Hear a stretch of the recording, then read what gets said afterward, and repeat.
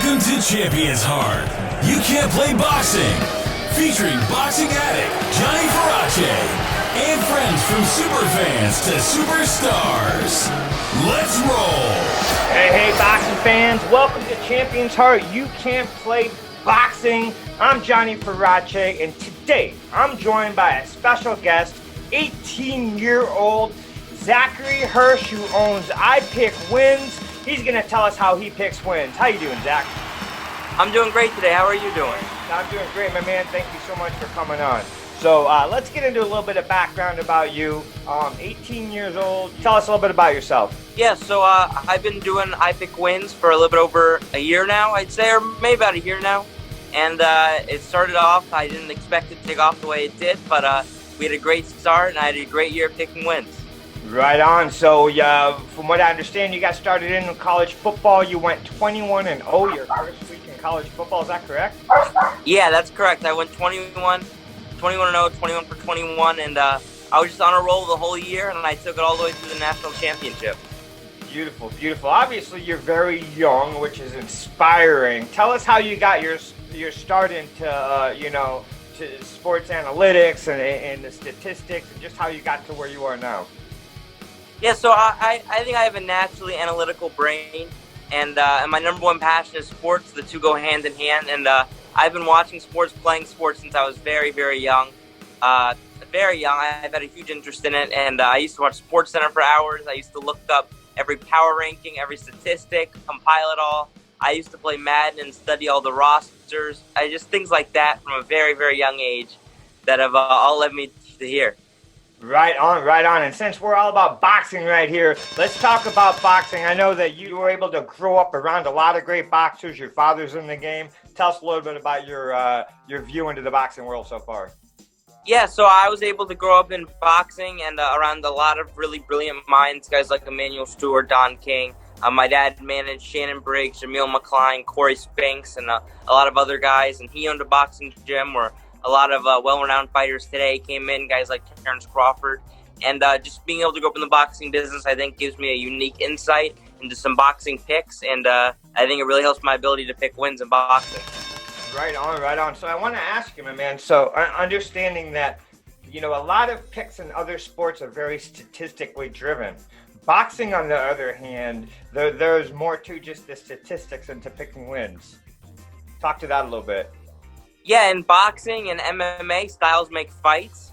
And a lot of times there's a guy who can be a great, great fighter, but there's a guy who's maybe has 6 losses, and that's just his kryptonite, and he has the exact style to beat him. Maybe he's susceptible to a pressure fighter who fights from a southpaw stance, and that guy is a pressure fighter who fights from a southpaw stance, and you've seen that before, and sometimes I can see it coming. And a lot of the time, and really in boxing, it really comes down to how fighters adjust, especially during the fight. You see the all-time greats, they're able to adjust during the fight, they're able to really understand what's going on in front of them.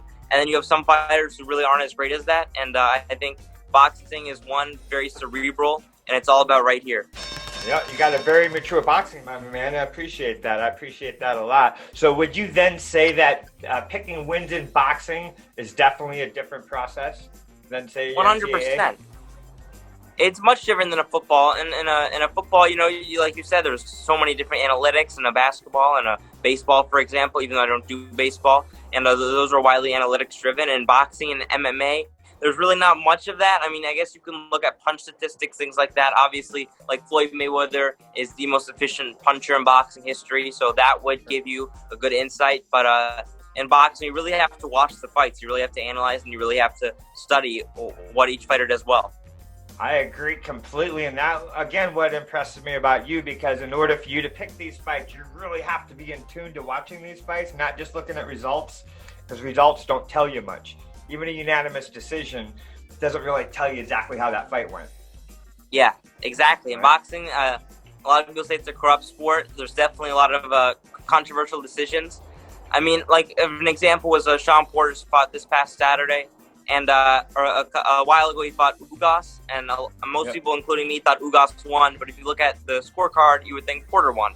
Yeah, so I mean, just things like that happen all the time in the sport. You really have to watch the fights. What are some of your notable boxing picks in the past?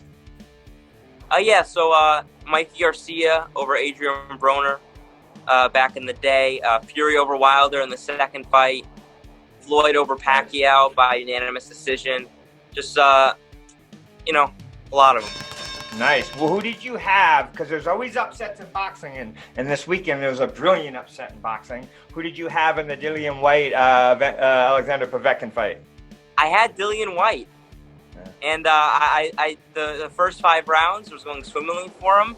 And before the big Povetkin KO, I'm like, wow, this fight's going exactly as I thought, And Povetkin looked a little bit wobbly. He looked 40 years old, really. And White was putting it on him until that beautiful, beautiful uppercut by Povetkin. Boom, was a beautiful uppercut. I loved it. I loved it. One other thing I want to talk about before I want to put your skills to test here on a couple upcoming fights. But before that, I definitely want to talk about something very cool that you've done with your friends when you're in your sophomore year. You and a bunch of your friends built a house in Haiti to help out a whole bunch of those that were recovering from the earthquake that was there. That's amazing, man. Tell me a little bit about that. Yeah, so I got the opportunity to take a trip to Grand Guac, Haiti, and built the house for a homeless family. And it was honestly the best trip of my life. It really was life-changing and inspiring. And then since I've come back to the States, I've still done a lot to aid the recovery from the 2010 Haitian earthquake. And I've been able to help build 15 houses since then. And I was able to hold a Fury Wilder 2 big event, charity event, and all the proceeds went to building houses for homeless families in Haiti. It's really one of the causes that's deep in my heart. Good for you, man. Good on you. That's very impressive. I appreciate that a lot. Thank you for doing that for all those people that need. Good man, dude. Good man. So, all right, let's put it to test. Let's see. This weekend, Jose Ramirez, Victor Postol. I think that's an interesting fight myself. What do you got? That is a very interesting fight. I mean, Postol obviously came onto the scene in a loss against Terrence Crawford. A lot of people think that was Crawford's toughest test to date, but whenever I watch Jose Ramirez, I always come away impressed. There's a reason he's undefeated. I've got Ramirez. I see he's been working really hard in quarantine as well. Yes, he has. All right, that's a good pick. So I think one of the biggest fights coming up here, one of our homeboys from down here in South Florida, Teofimo Lopez, squaring up against Vasily Lomachenko. Gordo. Huge fight. Yes, Gordo. Who do you, without being biased, as we all are a little bit because we love Gordo, but how do you pick that fight from an outsider, not being biased? I try not to let the bias seep in. Like in football, I'm a Dallas Cowboys fan, but I don't pick them every week. And Gordo's someone I've seen spar. I've seen him in the gym, And God, that guy works so hard. He really is a super hard worker. He's super dedicated to his craft. I don't know if you saw that jump rope video the other day. His power is unlike anybody else maybe in that division. He hits so hard. But Lomachenko is obviously very skilled, although to me, he's probably not the number 1 pound-for-pound guy that some people tout him to be. But it's a tough choice because Gordo definitely has the ability to KO Lomachenko, but I think I'm going to go with Lomachenko by decision. Lomachenko by decision. All right, interesting pick. Right on. Another fight coming up. It's a little further down the line, and is a slight asterisk next to it, but I think it's a big key fight. Errol Spence versus Danny Garcia. What do you got? I'm a huge Errol Spence guy, and I have so much respect for him because he always fights the best. He always comes to fight. He's just such a dog in there. He's so tremendously skilled too. In the lead up to the Mike Garcia fight, he was really getting disrespected. I heard a lot of people saying that Mike Garcia was the much better boxer, but Spence was just bigger. And I couldn't disagree more. And I think Spence proved how good of a boxer he was. He really kept that jab on him. Spence is some of the most beautiful body work in the welterweight division. And I got Errol Spence over Danny Garcia, but I also think Danny Garcia is an underrated fighter. I think he can hang with anybody at welterweight. He's really a tremendous fighter. But what really puts Danny Garcia in is his lack of output. Compared to the elite guys, they just often have more output than him in those close rounds. So I think I've got Errol Spence by decision. I like that. Yeah, and agree. Danny Garcia does have that left hook. He does have a bit of an equalizer in his hands, but I don't see Errol Spence getting caught by that. Who do you have Wilder Fury 3 as it comes up? Fury. Yeah. I think he beats him down worse than last time. I really do. Right on. So what sport would you say? I mean, of course, we're talking about boxing. I'm a boxing guy, of course. But what sport are you the strongest in? What would you say? Are you kind of an all-around type guy, or are you kind of leaning in football, basketball, baseball? Where you at? I'd say I'm an all-around type of guy with the college football, NFL, boxing, MMA and tennis. But from a statistical standpoint, I definitely had the strongest year in college football. But that might have been my best season of picking picks for any sport. I mean, even before I started iPickWins, I just saw everything before it happened. It was kind of weird. In week 7, I was like, oh, LSU is going to go undefeated and win the championship. People were like, huh? And I kept picking them and picking them and picking them and picking them, and then it ultimately came to fruition. So hopefully I can get that type of success in this upcoming college season. Excellent. I'll be looking for it. I'll be watching out for you now. I'll definitely be soon. But I'm definitely interested in your boxing picks as well. Like we mentioned, it's a little different pick than those, and I appreciate your boxing mind. I appreciate that you're a student of the sport. I see that you've been training with some big stars, at your father's gym and everything, and definitely indulging yourself in the sport, and that impresses me. So I'm very impressed by that. Yeah, I've been training with BJ Flores in California, and recently Corey Spinks, the 5-time world champ.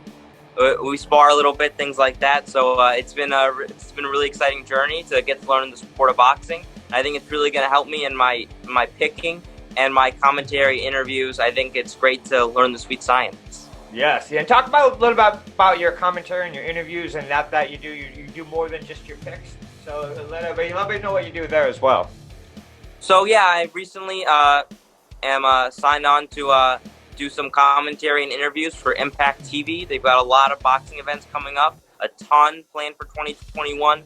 They've recently had some pretty big signings that aren't quite come out yet. But they're looking to have some great boxing cards coming up, and I'm going to be doing a lot of cards for them. And then I also am doing stuff with Bare Knuckle Fighting Championship. They've obviously recently got the DAZN TV deal. They recently signed Paige Van Sant, maybe in the future Shannon Briggs. So Bare Knuckle Fighting Championship is something I feel strongly about. I think they're going to be a huge organization once people really get wind of how entertaining it really is. If you look at their YouTube channel, their views are skyrocketing, and I think stars like Shannon Briggs and Paige Van Zandt are exactly what they need. Beautiful. Love it. Congratulations on all of that. Is awesome. The impact, the bare knuckle, man, and you're off to a great start. I'm definitely impressed. I'm a fan. I'll be watching along. We're going to look out. I'm going to see how the fights go this weekend. I want to check back with you in a couple weeks after we see that you picked all your picks on point, and we'll talk again. Is that cool? That's great. Right on, my man. So let everybody know how to get a hold of you. I see you got iPickWins on your shirt, which is what your Instagram is, but let everybody else know about your website. Yeah, so you can find me on my Instagram. That's my main thing, but also my website, www.ipickwins.com. And there you'll find similar content. You'll find my historic picks, things like that, some pictures of me from the archive. I've got a lot of different photos with a lot of different people. And you can also find me on Facebook. We recently started that up at iPickWins on Facebook. And yeah, I'm just trying to build the brand and get my name out there as much as possible in the boxing community. Awesome. I'm Mystic Zach, and you can't play boxing. That's right, baby. That's right, man. I appreciate you chatting with you, my man. I'm going to check back in a couple weeks, and you're going to be on an undefeated roll on here. We're going to keep rolling, okay? Okay, sounds great, Jam. All right, man. You be well. We'll talk soon, all right? Okay.